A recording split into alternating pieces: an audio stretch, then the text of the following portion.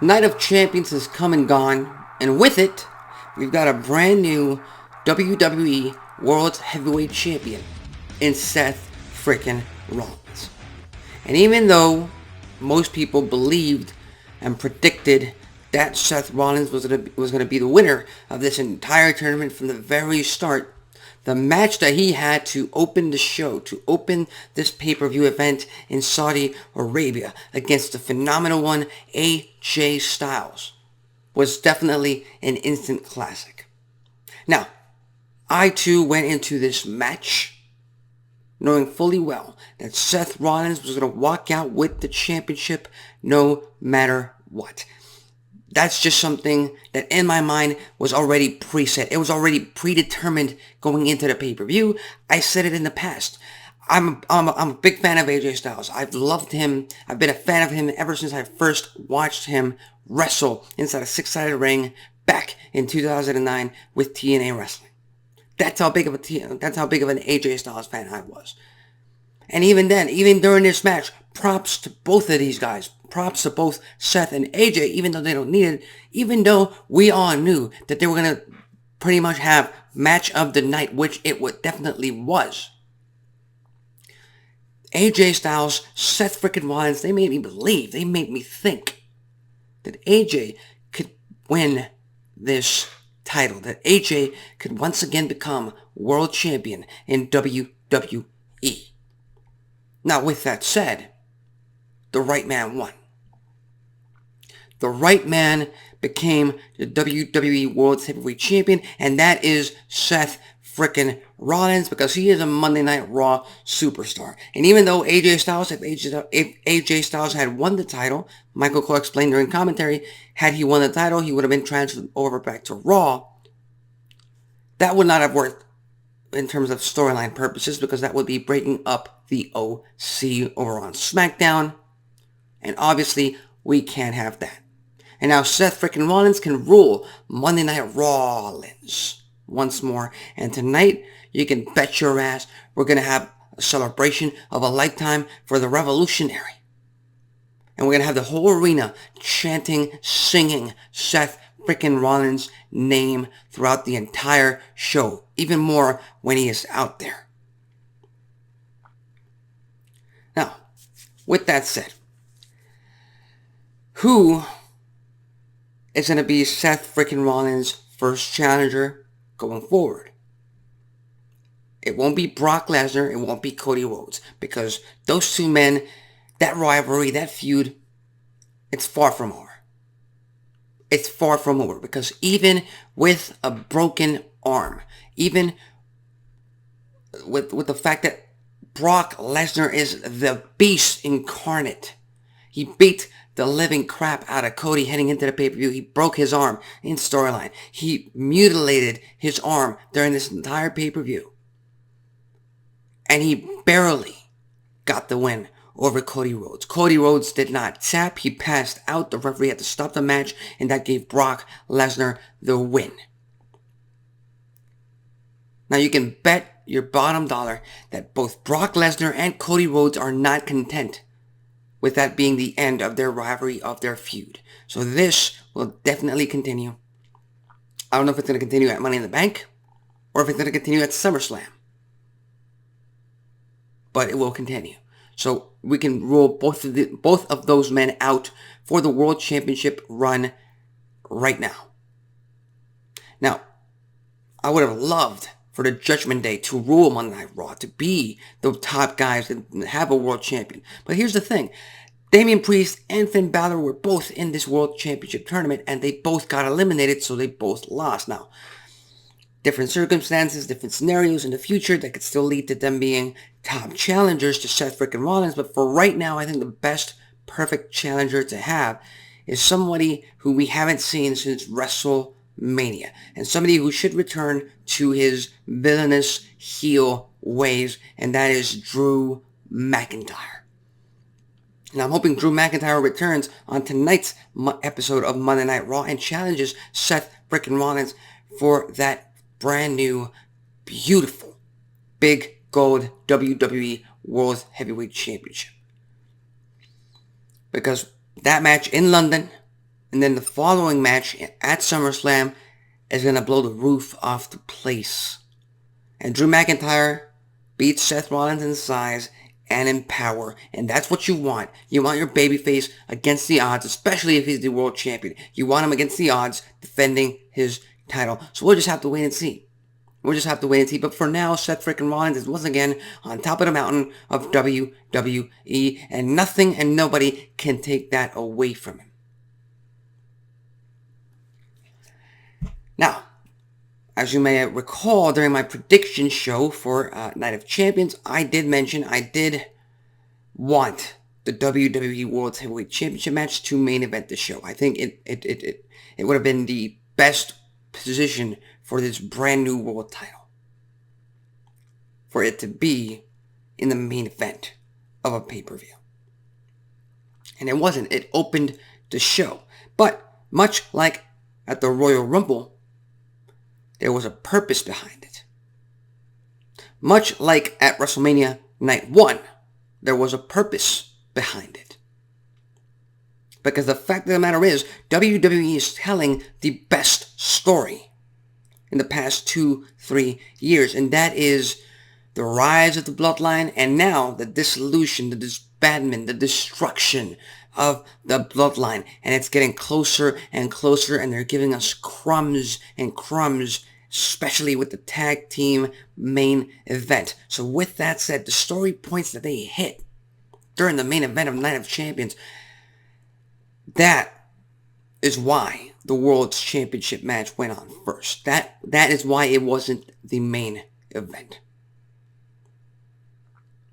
And it's all about perspective. Like I said in multiple videos in the past, I can make my calls. I can say that this needs to happen, or I could say that I would do this in terms of storylines, in terms of creative directions. But at the end of the day, I know that even though I'm a wrestling fan, I am not in control of the product. I am not in control of the decisions they make. So whatever they give me, I'm content with them providing the best entertainment.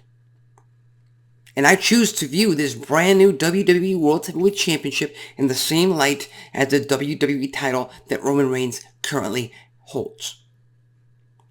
Because the champion makes the title. The wrestler, the performance, the stories make those championships. And for fans who view it as secondary, I'm sorry you're that petty. I'm sorry you're that envious of anything else, that you can't view something positive for what it is, which is something positive. Okay? I said it when they presented the world title in the first place, the world title tournament. It's not a secondary title. It's not a runner-up championship. It is a world's heavyweight championship. And if you choose to view it that way, then I'm sorry. There are 8 billion people on this planet, and nobody gets their first choice. All the time, every single time. That means most of the time you get your second choice. Most of the time you get your third, fourth, fifth, sixth choice. That's how this works. But unfortunately, wrestling fans want to be petty with this type of shit, and they want to talk about that. But like I said, there's purpose behind all of this. And the storyline, the story that they're telling with Roman Reigns, the Usos, Solo Sikoa, the disbandment of that faction that has reigned over WWE for almost 3 years at this point, surpasses anything WWE has been doing since then. There's just no other way of telling it.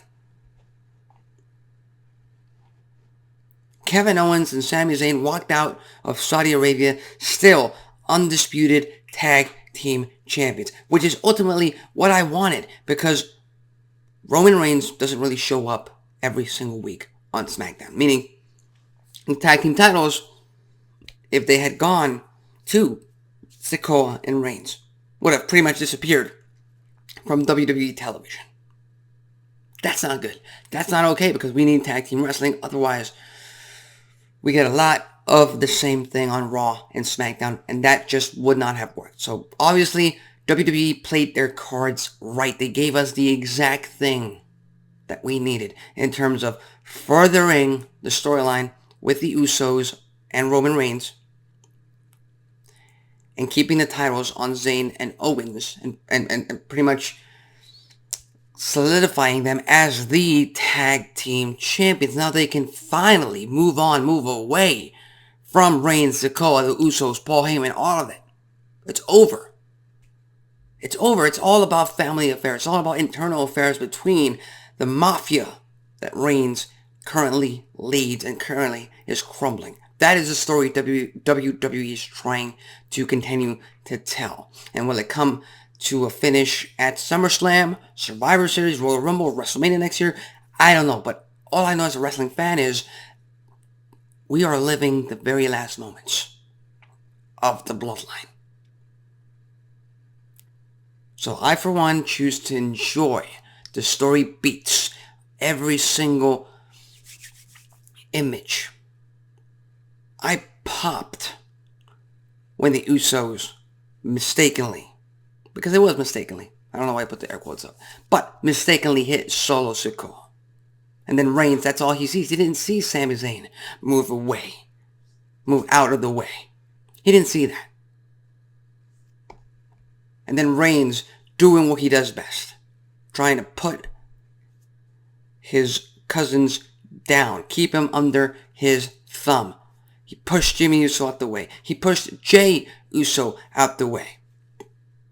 And Jimmy, he had enough of it. Super kick not once, but twice. He super kicked the tribal chief. And then Jey Uso's expressions throughout the entire thing, priceless. Priceless, because Jey Uso is the man who started this entire bloodline thing with Roman Reigns. He knows exactly what it's like to mess with the tribal chief. He's been through the ringer with the tribal chief, both mentally, physically, and emotionally over the past 3 years.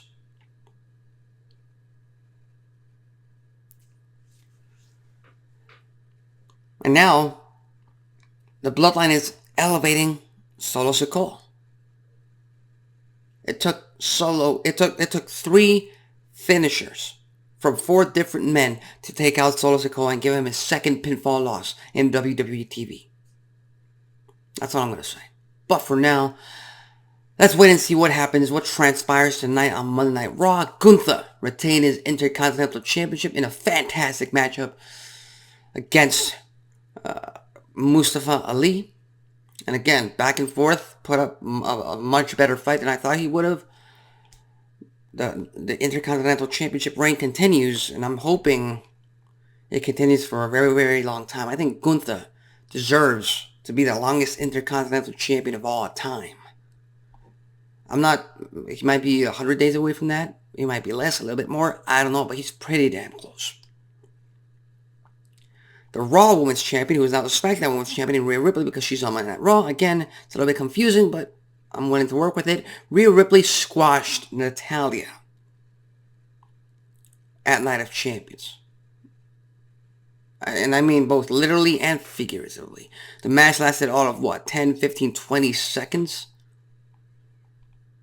And to be honest, it was a perfect way to go about it, because Natalya's character, her wrestling momentum, she had none going into this match. All she had was confronting the champion after the champion made a statement on Dana Brooke. Natalya defending Dana Brooke. That's all she had. That's all she had leading up to the match for the championship match against Rhea Ripley. And the Nightmare put her in her place. Now that is how you establish a character. And finally,